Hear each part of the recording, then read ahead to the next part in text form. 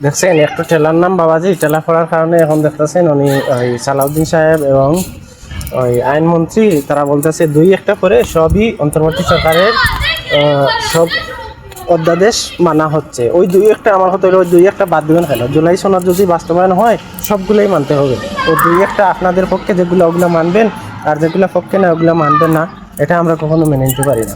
তো আপনারা যদি সরকার গঠন চালাইতে চান তাইলে আমার কথা হইলো আপনারা ওইগুলা জনগণের রায় মেনে চলেন। জনগণের উপরে কোনো সংবিধান হইতে পারে না, এটা কোনো কুরআন না, এটা কোনো কিতাব না যে চেঞ্জ করা যাবে না।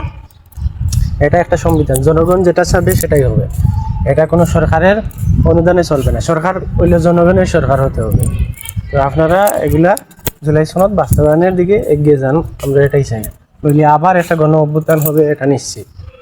আর জনগণ কিন্তু আগের মতো নাই বোকা যে আপনারা যেটা বলবেন সেটাই জনগণ মানবে। তো আগের ওই যুগ চলে গেছে, ওটা ভুলে যান। এখন মানুষ ওই বিএনপি আওয়ামী লীগ জমাত ওগুলো বুঝে না, এখন মানুষ সচল হয়ে গেছে সব। যে মানুষ এই সংবিধান সম্পর্কে কি বুঝবে এগুলো আপনারা বলতে পারেন, কিন্তু এগুলো সব বুঝে মানুষ। এখনকার মানুষ এত বোকা রয়েছে না।